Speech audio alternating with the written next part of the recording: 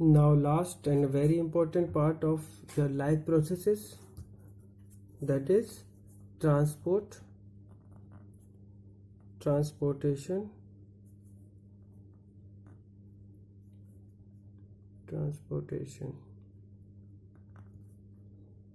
and excretion.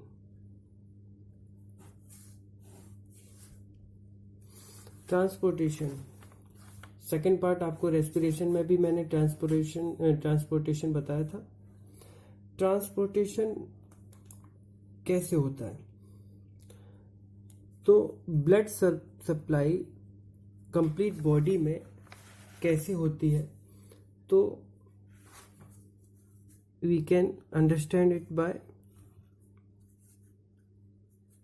Heart mechanism, second blood vessels.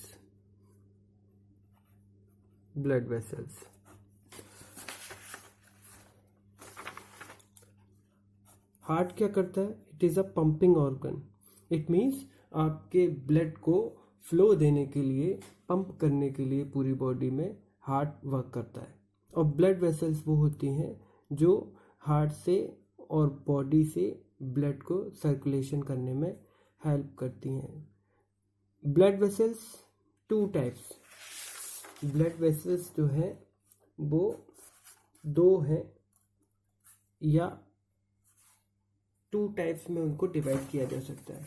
It means वो vessels आपको बताते हैं, हार्ट के स्ट्रक्चर के साथ साथ आपको एक्सप्लेन कर देते हैं। ये मैंने बना के रखा है हार्ट का स्ट्रक्चर ताकि समय बचे। हार्ट का जो स्ट्रक्चर मैंने बनाया है ये आपको इजीली एक्सप्लेन करने के लिए बनाया है। आपकी बुक में ऐसा नहीं मिलेगा, आप चाहें तो इसको फॉलो कर सकते हैं। This is a heart. Human heart is 4 chambered, upper 2 parts called auricle or atrium. This is left atrium,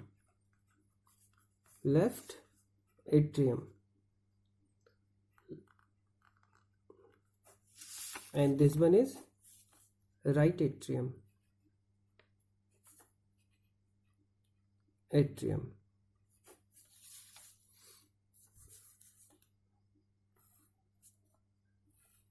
Lower parts ventricles. It is left ventricle. This one is right ventricle.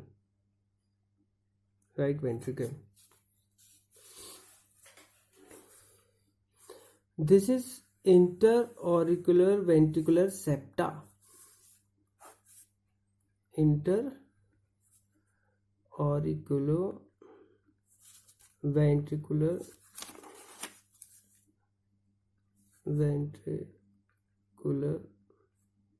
septa.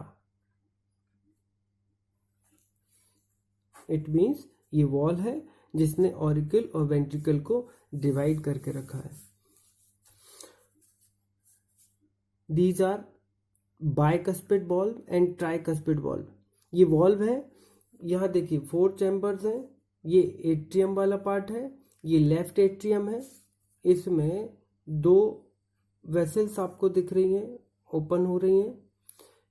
ये veins हैं, एक posterior veins है, means आपका heart जो है heart के नीचे वाले पोर्शन से, बॉडी के मतलब आपके हार्ट से नीचे जितना बॉडी का पार्ट है वहां से ब्लड को लेके आती हैं और यहाँ पर पोर कर देती हैं। और ये जो है हार्ट से ऊपर वाला, यानी जितना भी बॉडी का पोर्शन हार्ट से ऊपर है वहां से ये ब्लड को लाकर हार्ट में देती हैं। ये एट्रियम वाला पार्ट है, राइट एट्रियम में ये CO2 वाला ब्लड है। इट मीन्स ये आपकी सेल्स से आया हुआ है, बॉडी से आया हुआ है, तो वहाँ पे CO2 जनरेशन हुआ था। आपको मैंने ऑक्सीडेशन के में बताया था। तो CO2 वाला ब्लड आता है, यहाँ पर ये ब्लड जैसे ही एट्रियम में कॉन्ट्रैक्शन होता है, एट्रियम और वेंट्रिकल सीक्वेंसली, पहले एट्रियम फिर वेंट्रिकल, पहले एट्रियम फिर वेंट्रिकल धीरे धीरे क्या होते हैं, कॉन्ट्रैक्ट होते हैं। तो इनका सीक्वेंस ये है कि सबसे पहले एट्रियम कॉन्ट्रैक्ट होते हैं, जिससे एट्रियम के जो ब्लड है वो इन वॉल्व के थ्रू, किस में, मतलब आप सोचो लेफ्ट साइड है तो ये बाइकस्पिड वॉल्व है, आप लेफ्ट को हिंदी में बोलते हैं बाएं, बाएं से याद रखिए बाइकस्पिड वॉल्व। तो ट्राइकस्पिड आपको याद हो जाएगा कि राइट साइड ट्राइकस्पिड वॉल्व है, ये बाइकस्पिड वॉल्व है, ये ट्राइकस्पिड वॉल्व है। तो बाइकस्पिड वॉल्व के थ्रू यहाँ वाला ब्लड और ट्राइकस्पिड वॉल्व के थ्रू यहाँ वाला ब्लड कहाँ आ जाता है, अपने अपने वेंट्रिकल में आ जाता है। देन अगेन वेंट्रिकल में कॉन्ट्रैक्शन होता है। अच्छा, ये कॉन्ट्रैक्शन जो होता है वो क्यों होता है, वो भी शॉर्टकट में आप जल्दी से समझ लीजिए। यहाँ ऐसे नोड होता है, साइनो ऑरिकुलर नोड, ये क्या होता है, नर्वस सिस्टम का पार्ट है, नोड है, और यहाँ पर पहले इम्पल्स आती हैं, देन ये इम्पल्स यहाँ पे होता है AV node, AV node auriculo ventricular node, AV node, और इससे नीचे निकलते हैं ये पुरकेंजे फाइबर्स। पुरकेंजे भाई साहब ने इन फाइबर्स को सर्च किया था, डिस्कवर किया था, तो उनके नाम पे इनको पुरकेंजे फाइबर्स बोलते हैं। तो एवी नोड में ऐसे नोड के बाद इम्पल्स आता है, तो एवी नोड में इम्पल्स आने के बाद जैसे ही इम्पल्स इसमें ऐसे नोड में आया, ये ऐसे नोड है, S A node, sino auricular node, और ये है AV node, A V auricular ventricular node. तो सबसे पहले ऐसे नोड में आएगा तो दोनों जो एट्रियम है दोनों में कॉन्ट्रैक्शन होगा, और कॉन्ट्रैक्शन के थ्रू इनका ब्लड वेंट्रिकल में आ जाएगा। फिर अगेन एवी नोड में इम्पल्स पहुंचेगा, एवी नोड से इम्पल्स पुरकेंजे फाइबर से पूरा होता हुआ पूरे दोनों वेंट्रिकल को एक साथ कॉन्ट्रैक्ट कर देगा, और उस समय ये डायलेट हो जाएंगे, डायलेट मतलब फैल जाएंगे, कॉन्ट्रैक्ट मतलब सिकुड़ जाएंगे। तो जैसे ही राइट वेंट्रिकल जो होता है कॉन्ट्रैक्ट होगा, तो यहाँ वाला ब्लड, ये आपकी एक बड़ी सी सेमी ल्यूनर वॉल्व इसमें है, ये है pulmonary artery, pulmonary artery, artery का मतलब होता है, ये पल्मोनरी आर्टरी है, आर्टरी जो होती है उसमें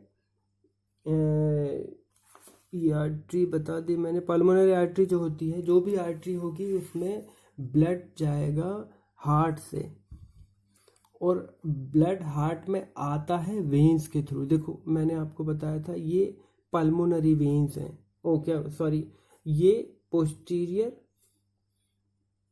ये पोस्टीरियर, ये एंटीरियर, एंटीरियर वेना कावा,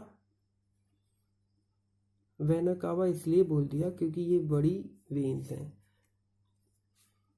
और ये पोस्टीरियर वेना कावा,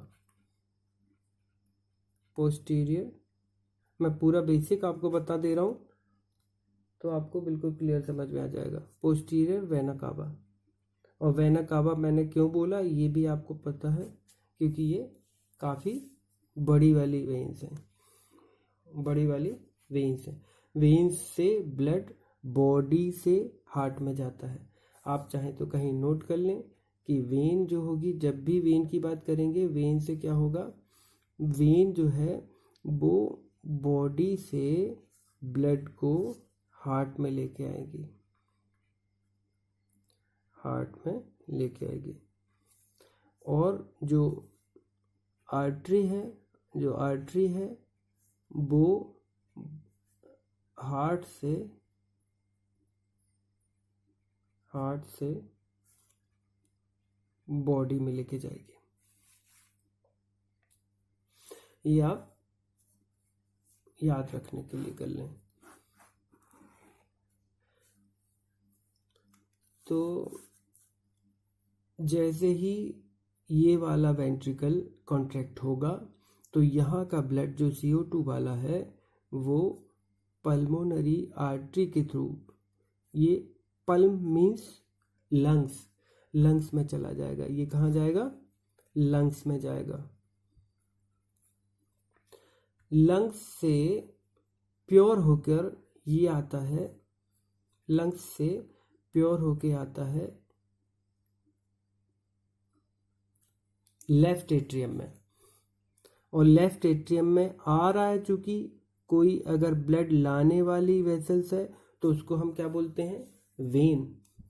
तो ये पल्म से चली है, मीन्स लंग्स से चली है, तो ये पल्मोनरी वेन होगी। और पल्मोनरी वेन है, इट मीन्स वेन आने वाली है। अब देखिए O2 वाली है, इट मीन्स CO2 लेके गया था। आप लंग्स में बता चुका हूँ एक्सचेंज होता है, तो CO2 वाला ब्लड गया था और O2 वाला आया है, तो O2 वाला ब्लड है यहाँ पर। कॉन्टैक्ट जब हुआ था तो यहाँ पर O2 वाला ब्लड पहुंच गया था। तो जब ये कॉन्टैक्ट होंगे एक साथ तो CO2 वाला कहाँ गया? लंग्स में गया। और O2 वाला कहाँ गया? ये है सिस्टेमिक आयोटा, ये है सिस्टेमिक आयोटा। इसमें एक पार्ट तो नीचे और एक पार्ट ऊपर निकल जाता है, पोस्टीरियर साइड निकल जाता है, एक एंटीरियर साइड निकल जाता है। ये क्या है? Systemic iota, correct. तो पूरा आप प्रोसेस समझिए। नंबर 1, बॉडी से ब्लड आया, दोनों, पोस्टीरियर वेना कावा से नीचे वाला और एंटीरियर वेना कावा से ऊपर वाला बॉडी का ब्लड आ गया है इसमें राइट एट्रियम में।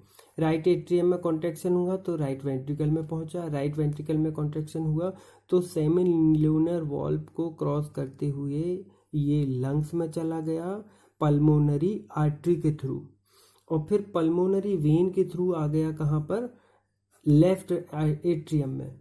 और लेफ्ट एट्रियम में आने के बाद वो पहुंचा लेफ्ट वेंट्रिकल में, और लेफ्ट वेंट्रिकल के थ्रू यहाँ पे फिर सेमिल्यूनर वॉल से क्रॉस करते हुए सिस्टेमिक आयोटा तक वापस बॉडी में पहुंच गया, और बॉडी से फिर ये ले आएंगे, करेक्ट।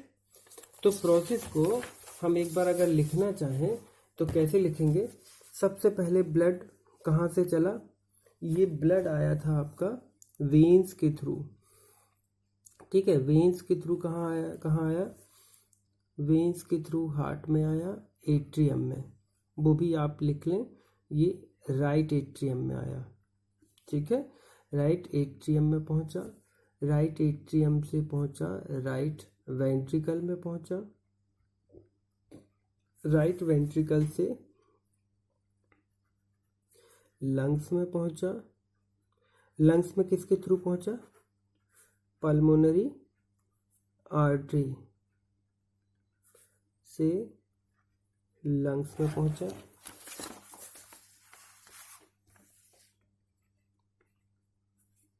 लंग्स में पहुंचा, लंग्स से ये कहाँ आ गया? लेफ्ट एट्रियम में। लेफ्ट एट्रियम से ये चला लेफ्ट वेंट्रिकल में, लेफ्ट वेंट्रिकल से सिस्टेमिक आयोटा से वापस बॉडी में,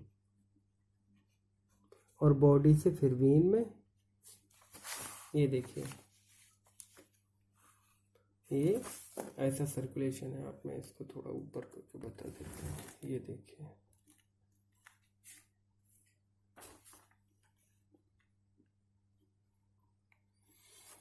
तो वेन से राइट एट्रियम से राइट वेंट्रिकल से ये पल्मोनरी आर्टरी के थ्रू लंग्स में गई, लंग्स से लेफ्ट एट्रियम में आया, लेफ्ट वेंट्रिकल में पहुंचा, फिर आपका सिस्टेमिक आयोटा के थ्रू बॉडी में, और फिर बॉडी से अगेन वेन में। ये पूरा कंप्लीट सर्कुलेशन हुआ।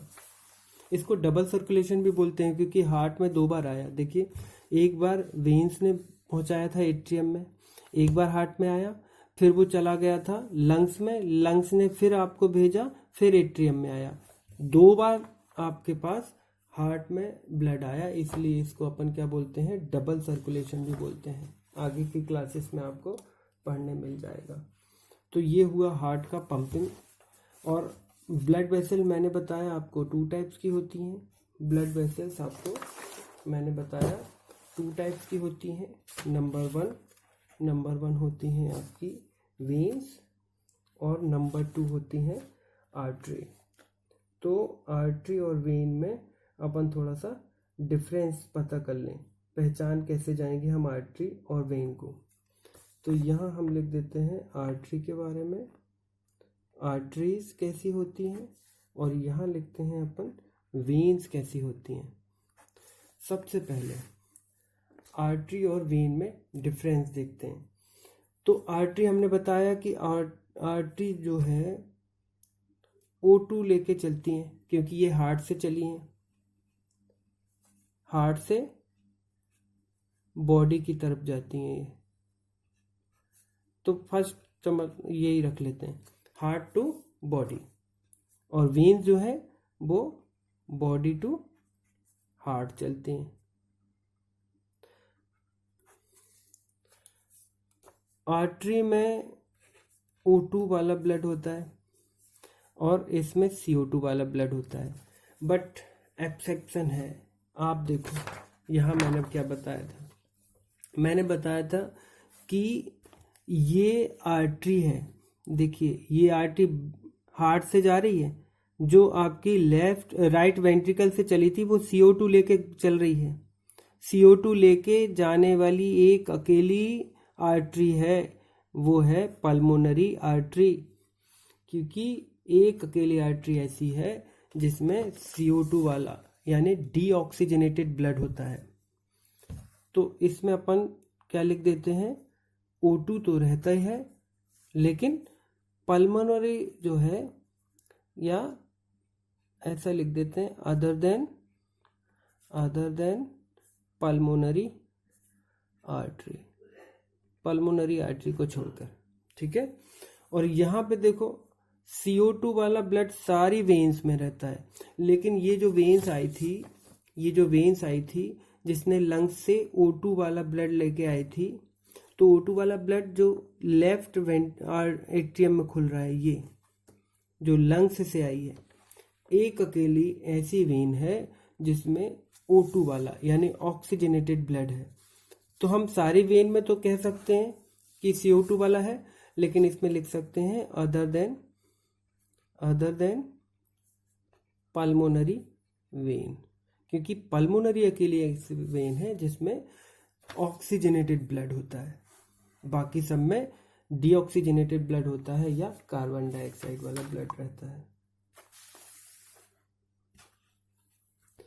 नेक्स्ट वन, ये जो है थिक होती है। आर्टरी कैसी होती है, थिक होती है। थिक नहीं होंगी तो पल्स को कैसे झेलेंगी। आप सोचिए कि हार्ट पंप करता है और पंप के थ्रू इसमें कैसा होता है, धीरे धीरे पल्स के थ्रू ये ब्लड आगे बढ़ता है, तो इसको बेयरिंग कैपेसिटी होनी चाहिए, इसलिए थिक होती है। और ये जो होती हैं ये थिन होती हैं, ये थिन होती हैं क्योंकि यहाँ पंपिंग का असर कम है, ठीक है।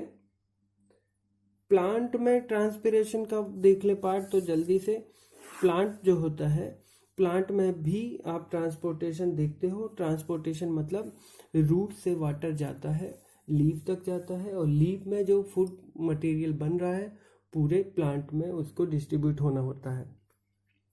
तो 2 प्रकार के जो वेसल्स उसमें काम करते हैं। देखिए इसमें जैसे आप प्लांट की बात करें तो प्लांट में रूट से लेके स्टेम, स्टेम से लेके ब्रांच, ब्रांच से लेके लीफ, लीफ तक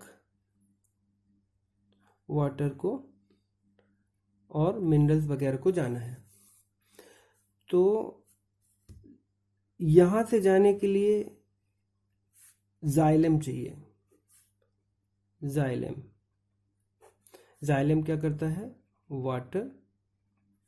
वाटर और मिनरल्स वाटर और मिनरल्स का ट्रांसपोर्टेशन करता है। और जो फूड मटेरियल हमारे प्लांट की लीफ में बना है, इस फूड मटेरियल को पूरी बॉडी में पहुंचना है। तो फूड मटेरियल जो है वो फ्लोएम के थ्रू, किसके थ्रू? फ्लोएम के थ्रू, फ्लोएम। और फ्लोएम जो है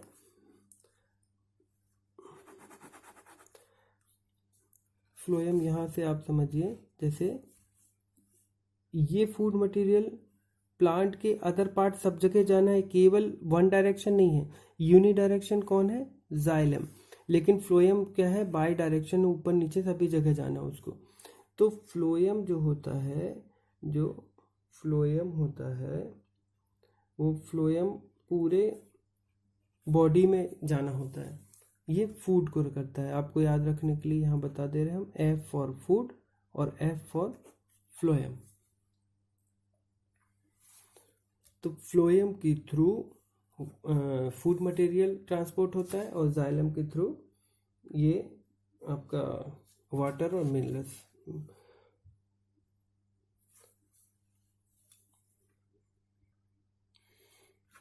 जाइलम में जो ट्रांसपोर्टेशन होता है उसमें दो प्रोसेस मेन काम करती हैं। Number 1, root pressure. अब रूट प्रेशर क्या होता है? रूट प्रेशर में आपका जो प्रेशर वाला पार्ट है, रूट प्रेशर वर्क करता है जो स्मॉल हाइट वाले प्लांट हैं। स्मॉल हाइट वाले प्लांट में रूट में जो वाटर का प्रेशर है उसके थ्रू भी वाटर ऊपर तक चढ़ सकता है या असेंटॉप शेप हो सकता है।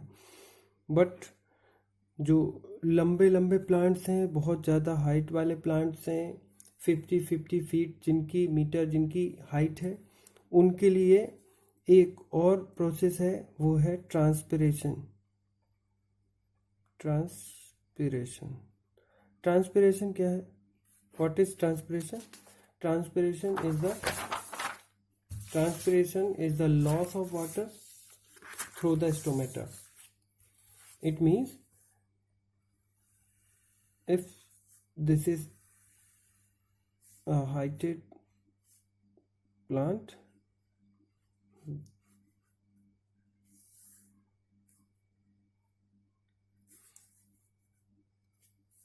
we can explain it by root. This is outer epidermis. It is root hair. ये root hair है।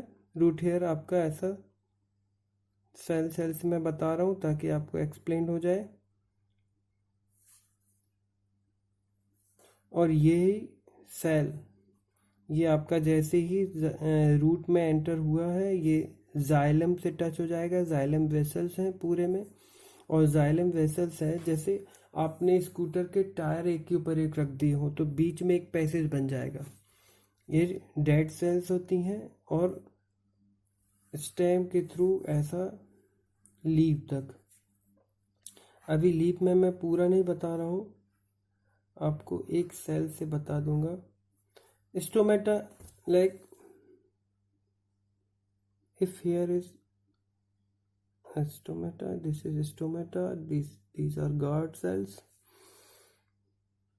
cell joining each other to form a passage by diffusion. Water and minerals transport through this passage. But why? Because the loss of water takes place from stomata. When the loss of water takes place from here, there is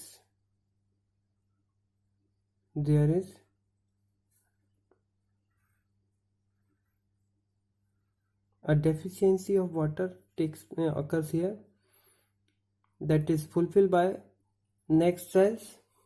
It means if this one is a cell, water take out from here, there is a hypertonic solution, and the next one cell has as compared to hypertonic solution. So water go to the this one cell. Again this one is in hypertonic solution as compared to this one cell, and completely a pool generated from the leaf to the roots, and the water transport from the root to the leaf. Okay, now second part, excretion. Excretion is the last one part. In human excretory system there are some very important parts. A pair of kidney.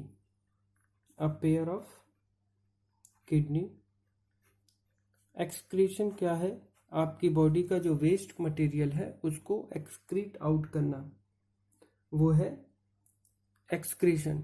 Normally हम यहाँ excretion में urine formation कैसे और urine कैसे excrete out होता है, किन process से होता है, उनमें लेते हैं, क्योंकि यूरिन के थ्रू ही हमारे टॉक्सिक मटेरियल जो है, हमारे बहुत सारे जो वेस्ट मटेरियल हैं वो भी पास आउट होते हैं, यानी बॉडी से आउट होते हैं. One pair of kidney. Number 2, a urinary bladder.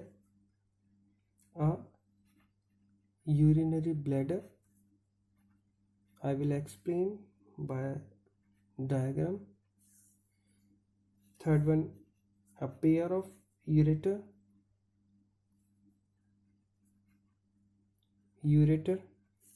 and the fourth one and the last, a urethra.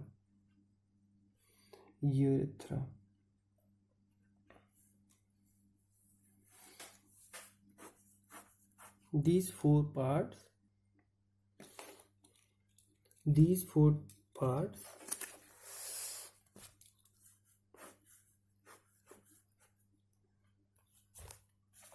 complete the urinary system. Here the figure, these two are kidneys, left kidney and this one is right kidney. दोनों kidney जो होती हैं इसमें एक women's capsules होते हैं. आपको nephron के स्ट्रक्चर में आपको मैं एक्सप्लेन करूंगा. तो किडनी में ये रेड जो आपको दिख रहा है, ये रेड जो है वो आर्टरी है, और जो ब्लू कलर का दिख रहा है वो वेन है.